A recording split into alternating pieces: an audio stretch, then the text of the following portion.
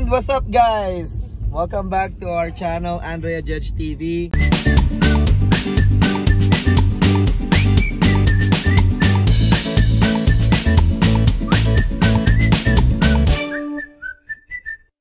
And yeah, for today's video, naisipan ko lang mag-vlog kasi since nasa labas kami, may ginawa lang kami earlier.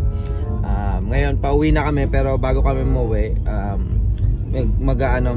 supercharge lang kami dahil ano ba tawag na ito? Ginamit namin. So gagamitin ko siya bukas. So para at least kahit papaano puno na siya ng charge. So mura lang naman yung supercharge. So hindi naman kami parati nagsu-supercharge.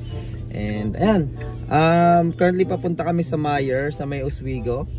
And yan, naisipan ko lang din mag-vlog kasi papakita ko sa inyo yung isa sa mga libangan ko, hobbies ko dito sa Amerika, which is yung pangongolekta ng NBA cards. So ayan, nahiligan ko mag-collect ng NBA cards last year. Actually matagal ko na siya tinitignan. And yeah, marami na akong box na na-open, pero mostly 2021 to 2022 na NBA cards. And 2022, 2023 na NBA cards yung mga nabubuksan natin. So ayan, simula nung nagbukas ako ng isang box, na addict na ako. Stop it. Get some help. Ang dami ko na nabuksan, pero ayan, i-discuss ko sa inyo later kung ano nga ba yung hinahanap natin sa isang NBA cards. Ayun, so actually gumawa nga ako ng channel nun guys. Kung makikita nyo, ito yung JC Collects. Ayan, may mga inopen na ako dyan, pero hindi ko na update yan guys kasi nag-focus na ako dito sa channel na to, yung vlogging. Pero tingnan natin kung ano makuha natin sa bibili natin ngayon. Kasi naglabas ng bago yung brand na gusto ko, na retail box. And usually nagkakaubusan. May nakita ko kahapon, di ko lang nabili. Pero ayan, babalikan namin since magcha-charge kami doon.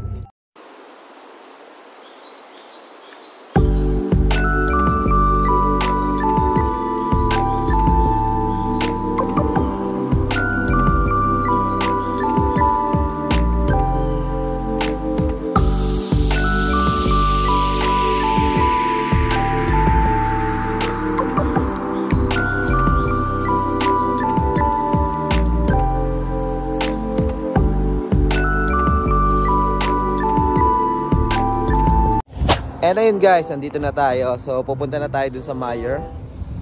Yan, dyan tayo maghanap ng NBA card. Sana meron silang Revolution kasi last time nung nagpunta ako, kahapon yung nakita ko, 4 bucks na lang yun. Pero sa Aurora yun, medyo malayo from here. So sana meron sila dito, sana hindi pa nauubos. And ayun si Andrea, charge pa yan dyan. So habang nag-charge siya, I think 15 minutes, bibili muna tayo ng card doon. Let's go guys, tingnan natin kung ano makita natin. Bye! And ayun guys, nandito na tayo. So dito may kita yan sa entertainment section ng Meijer. So kung hanap nyo is collectibles, yan, may mga collectibles sila dito na action figure, Lego set, and syempre may mga Funko Pop dito. Yan, so minsan nakakita din ako ng mga rare Funko Pop dito. Nangolekta din tayo ng Funko Pop. Di naman ganun karami. Mukhang nakakita ko guys, Monkey D. Luffy. Oh my god, NBA guards lang yung hanap ko guys, pero merong Inosuke from Demon Slayer. So baka kunin ko to. And siyempre Luffy, wala pa ako nito guys, na Funko Pop na Luffy. So ayan, parehas na nag-iisa lang guys. So tingnan natin kung makuha natin. Ayun, saka to Zenitsu. So, yeah. Tingnan natin guys. Tingnan muna tayo ng NBA cards. So, ayan guys. Ito yung mga NBA cards nila. Baseball, basketball, wrestling. So, ayan. Tingnan kung makikita nyo guys. Empty yung slot. So, may hinahanap ako mga brands. So, ito. Prism. Magandang brand yan. Same with Select na brand. Pero hindi tayo nyan kasi nakakuha na tayo nyan. Ang hinahanap ko is yung Revolution 2023 and 2024. So, ito bago siya, 2023, 2024. Pero Donruss, nakapagbukas na ako nito. Same with the NBA hoops. So, mukhang wala guys. Tingnan ko muna. Baka minsan kasi mga nasa likuran yan eh. So, titingin muna tayo guys ha. Tingnan natin kung may makuha tayo. Let's go. So guys, epic fail. Wala dito sa Meyer Oswego yung hinahanap natin. So, ayan. Meron pang isang Meyer. Susubukan namin. Yung kung saan ko nakita sa Meyer Aurora. So I think 7 miles away lang siya dito. So 16 minutes yung biyahe. So since nandito na tayo guys, puntahan na natin. Gusto ko nang buksan yung box na yon. And yeah, sana may result tong ano natin, paghahunting ng ano na yon, brand na yon. And hopefully hindi pa siya nakuha kasi last 4 bucks na yon. And talagang nagkakaubusan and mahal pag binili mo sa ano, sa like after retail, minsan binebenta nila $30. Then pag bibili mo sa may like sa mga tao, ano na, doble, like 75 or minsan $90. So alam yan ng mga nag-NBA cards or nagko-collecta ng cards dyan sa Pilipinas. So ayan, update na lang later and punta na kami doon. Bye. Ayan guys, nandito tayo. Titingin tayo ng, dito ko na siya nakita guys. Nandito na tayo sa Meyer Aurora. And yan, dyan yung spot. Tingnan natin guys. Sana nandito pa talaga, Revolution. Let's see. Let's go. Hi. Hi. Oh no. Oh no.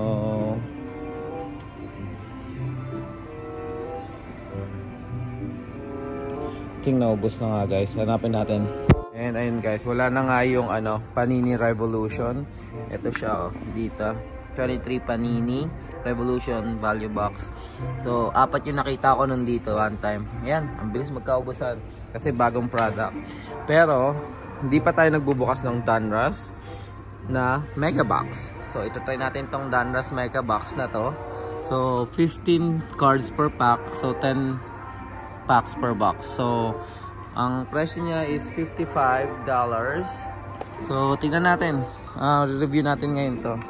And, nag-iisa na lang din siya. So, sana swerte to. Yan, wala na doon.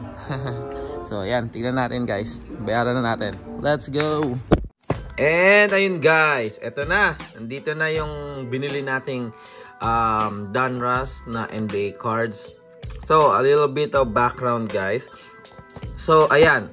So, itong mga NBA cards na to, merong nag-iisang brand or I think dalawa or hindi siya karamihan pero ang alam ko sa brand is dalawa lang, Panini and then Upper Deck. So, sa Panini, marami siyang variation. So, like ito, this is a Panini NBA cards. Ay, kita nyo dyan. Pero, Donruss siya. So, doon minsan magva-vary kung anong value or ano yung value ng mga cards sa loob ng box na to. Kasi kunwari like high-end brand like Prism, Select, or this one, or Crown Royal. So marami, may Mosaic din. So may mga high-end na brand. And then may mga category din to. Like retail box, yung maliit, Mega Box, and then Hobby Box. Hobby Box ay yun na yung mga expensive one na mga worth 300, 400. May nag-aabot pa ng 1,000 na mga boxes. Thousands, 20,000. So, yun. Depende pa yun. Kunwari, hindi mo nabili ng retail. Sa mga hobby shop mo siya mabibili. Sobrang laki na ng presyo. So, ayan. So, we got the Donruss, Panini Donruss 2023-2024 box. Mega Box, hindi siya yung retail kasi yung retail yung maliit. So, meron siyang 15 cards per pack and then 10 packs per box. So, dito sabi, look for autograph in signature series. So, ito yung pinakamagandang tingnan makuha dito is yung autograph. Syempre, na nag-iisang Wembanyama. So, kailangan malay mo maka-jackpot tayo. Pero, anything na may signature is maganda and mga numbered cards. So, ibig sabihin, sa pag-collect ng NBA cards, meron tinatawag na base card, parallel card, number card, insert, and syempre yung signature with signature card with patch. Meron ding with patch. And then ayun, like this one, itong patch siya. Meron ding jersey patch or just a patch. So, and then ito yung mga signature card. And then yung numbered. So yung numbered, ang pinaka-rare ang alam ko is yung black card. So this, kung makikita nyo to, si Udonis Haslem ng Miami Heat. Signature niya. And then numbered siya kasi black. And then makikita mo 1 of 1. So nag-iisang card lang to, guys. So ganun siya ka-rare. So wala nang ibang kapares yan. Wala nang iba. Ganun yung mga numbered card. So ayan, kung gusto niyo pa ng mas in-depth na review, gagawa tayo ng separate vlog. Comment lang kayo kung gusto niyo. Pero so far, yan lang, basic knowledge lang about the pagko-collect ng NBA cards. So ang goal natin for today is makakuha ng malulupit na rookies. Kasi syempre, pag rookie card nila, hindi mo alam kung sino magiging superstar or all-star or legend sa batch nila.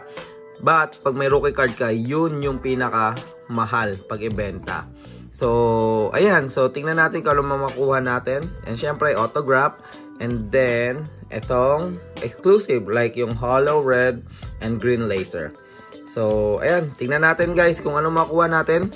Tingnan natin patagalin, buksan na natin. Wala yung pambukas ko. Ayan.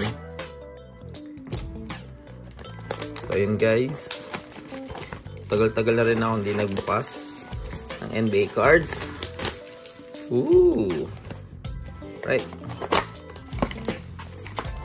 Dami na ito guys. Alam ko, 10 packs. Mega box, tas 15. Ayan. Alright. Okay. So, yan guys. Tignan na natin guys kung ano mga makuha natin. Ayan. So, yun. So guys, pag ako nangongolekta ay nagbubukas ako or nagre-rip, meron akong channel yung JC Collects kung gusto nyo i-visit. Nag-upload na ako ng mga NBA cards doon. And yun nga, talaga sinabi ko, hindi ko na siya na-focusan. Dito na ako sa main channel ko, nag-upload ng marami. So, ayan. So, meron tayong 10 packs and then may 15 cards sa loob. So, meron dito a lot of base, rookie card, parallel card, and then any insert or what do you call this? Insert and signature. So, tingnan natin. So, dito ilalagay yung mga base, and then mga rookies, and then kung ano yung mga ma-hit natin. Kung may super hit tayo, ipapakita natin dyan. So, ano pa inisa natin? Isa na natin yung isa.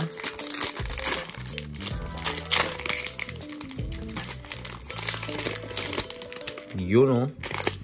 So, papasadaan ko lang to guys para hindi ganong marami. So, ganito siya. Donruss. So, every brand ng Panini, different yung design. Like, tulad ng Mosaic na yan. NBA Hoops, Crown Royal, and then Select. So, iba siya. So, tingnan natin yung mga makuha natin. So, puro base card so far. And then, base card din Ben. Trey Jones, Osman Dieng, Drew Holiday. So far, all that's DeMar DeRozan. Chicago Bulls represent. So, taga Chicago ako, guys. So, yan. And then, Tillman. Wow, puro base to, ah. Klabusevic. Julian Phillips, our first rookie. Medyo hindi ko kilala to, pero from Chicago Bulls. So, ayos lang yan. First rookie natin yan. And then, Hunter Tyson. Hindi ko din kilala to. First backward guard. Oh, DeMar DeRozan. I don't think this is numbered. Ito yung sinasabi na green hollow laser. So, nakadalawang DeMar DeRozan tayo. Lalagay natin dyan. Para sa akin, hindi yan super hit. Pero, nice card na rin. At least may DeMar. And, pinaka the rookies. Iba siya, no? The rookies. Insert to ng rookie, hindi siya base card. Base card yung ganito, yung may rated rookie. So, Amen Thompson from Houston Rockets. So, isa sa mga rising star yan. Pero hindi katulad ng ka-hype or singgaling ni Wembanyama ngayon. Saka ni Chet Holmgren. Actually, marami na akong Chet Holmgrens na NBA cards. Nangolekta ako nun, mga rookie. Pati ito si Wembanyama. Medyo, meron na ata akong 4 or 5 na NBA hoops na rookie card niya. Pero sa Donruss, wala pa. Okay. AJ Griffin. Alright, Austin Reeves. Derrick Rose. Keegan Murray. Malakas din to. Franz Wagner. Devin Vassell. Okay ba? Jalen Suggs. Josh Green. Jarrett Allen. Gary Trent. Jeremy Grant. And another rookie. Oh, Scoot Henderson. Second overall pick. So si Scoot Henderson, guys, up and down yung actually yung game nito. So far hindi consistent yung pinapakita niya, pero second overall pick to. And rookie pa lang naman siya. At least may rookie card na tayo kung sakaling mag-bloom or mag-improve pa siya. Kasi ang taas din ng expectation para sa rookie na to, si Scoot Henderson ng Portland Trail Blazers. And we got James Nagy. And backward, we got Kyrie. Let's see. Kumuna natin to. Oh, we got Kaboom or Boom Squad. Si Shea. And then another Green Hollow. Oh, nice. Shea. Gilgeous Alexander, guys. Nasa playoffs na sila, guys. Itong si Shea. And ang young OKC Thunder. Pero I love this insert, guys. Kung makikita nyo. Kaboom. So, yep. Nalagay natin dito. Para sa akin, hindi pa rin hit yun. So far, guys, hindi maganda yung mga naunang pack para sa akin. Kasi may mga na-pull na ako dati na magaganda talaga. And ngayon, parang wala pa. Wala pa nakikita. So, yun. May pinanood akong video, lahat ng base. Parang hati siya. Base sa una. Base card 5. Tapos, 6 na base card sa likod. Pero dito, puro base card sa harapan eh. Oh. Kevin Durant, Christian Braun, John Collins, Luka Doncic. Marami na akong kolekta na ito, guys. Kelly Oubre, Jabari Walker, Grant Williams, and si Grady Dick. So, may meme dito, guys, si Grady Dick, tapos si Anthony Black ng Orlando Magic. So, ayan yung picture. Basahin nyo na lang. Ayan, rookie. Okay lang naman. Pinapakita din nito ni Grady Dick. Hindi na masama. And then, Andre Jackson. And Kobe Brown.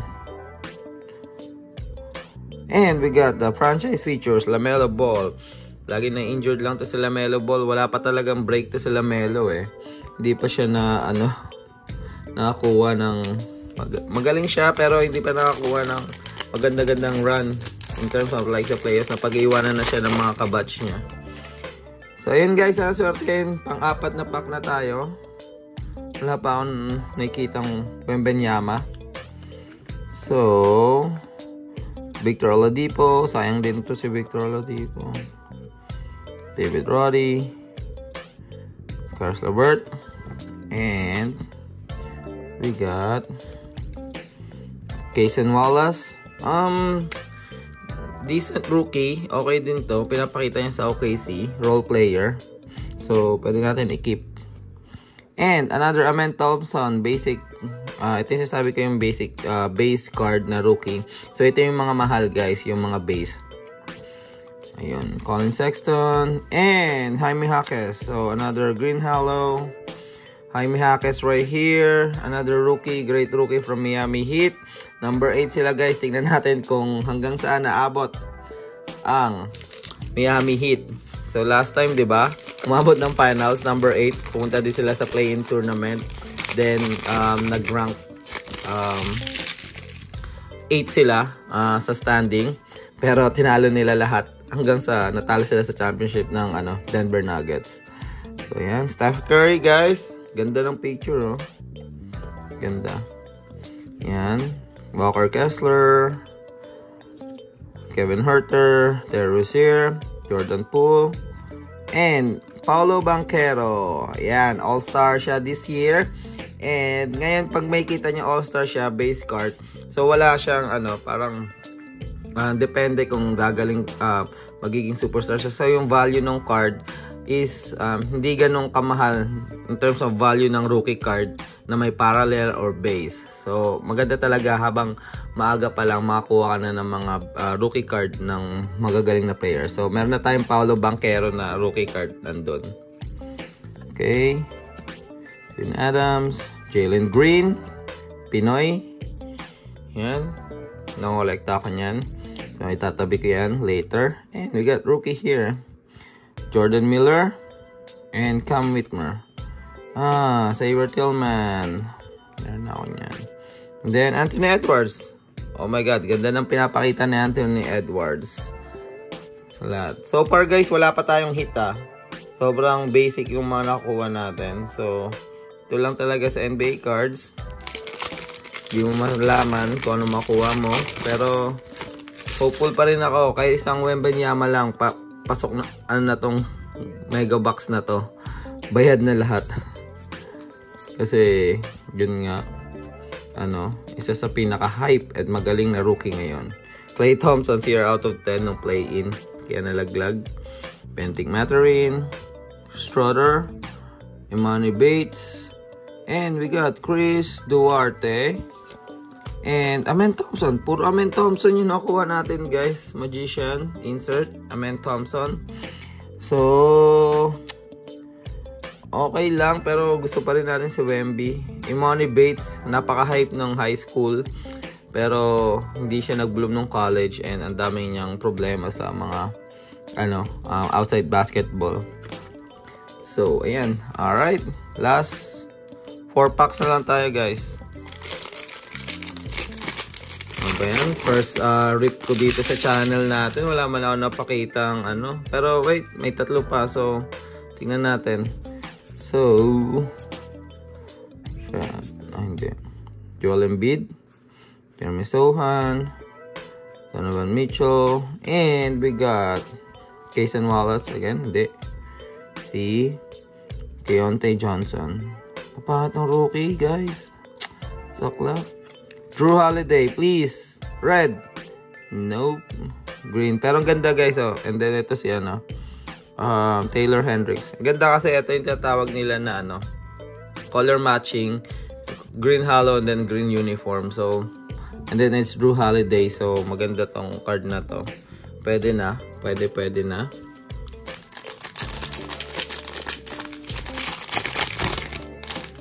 And ayan. Sana naman swertehin. Lamelo Ball. Karl Anthony Towns. Jordan Clarkson. Yeah, kinokolekta ko to, guys. Si JC. So, yan. Bawat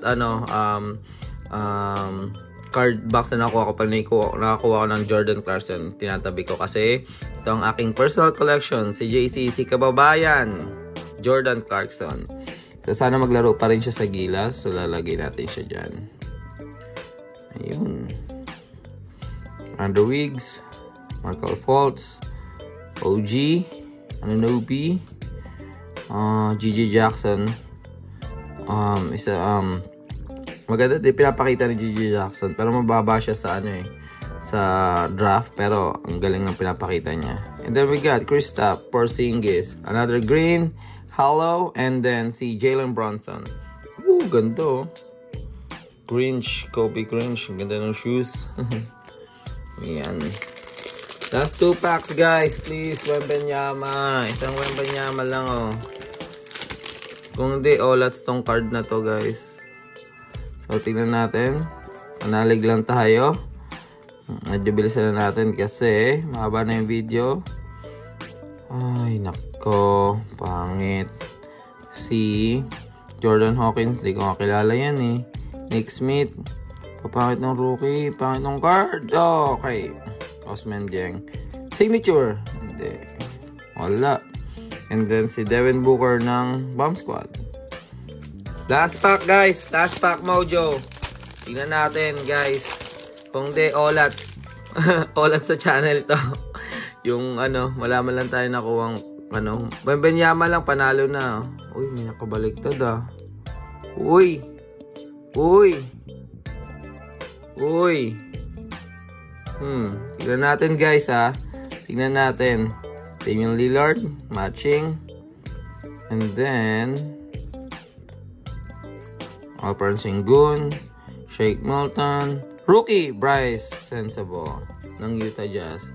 So, ipa din. And then Muhammad Goy. Tingnan natin to guys ha. Tingnan natin to sa gilid. And we got LeBron James, complete player. Ito, maganda din kolektahin tong LeBron kasi isa sa mga magiging greatest player talaga. So lahat, and malapit na siya mag-retire. So lahat ng LeBron na cards is mataas yung value. So tingnan natin tong isa. Hindi ko alam kung ano to. May hit. Jaime Jaquez. Ano to? Green Hollow na Jaime Jaquez. So, rookie rated na Green Hollow. I think ito lang yung pinaka-pull natin, guys. Kasi malakas to si Jaime. Yun. Yan. Oh, in short, guys, all at tong box natin. So, ganun talaga. Embrace the grind. Maghanap pa tayo ng Wembanyama pero tulad ng sinabi ko, medyo hold up tayo sa pagbubukas ng ng box kasi ayan, pricey siya. So ayun, kalungkot na gabi pero ganoon talaga, bawi na lang next time guys. And yeah, dito ko natatapusin yung vlog guys. Sayang pa yung effort natin sa pagpunta dun sa Meijer, pero ayos lang. Ganoon talaga, bawi na lang sa susunod. And yan, till next vlog guys. Salamat sa suporta. Again, Andrea Judge TV. And yeah, see you to the next vlog. Ingat kayo lahat lagi. And God bless. Bye!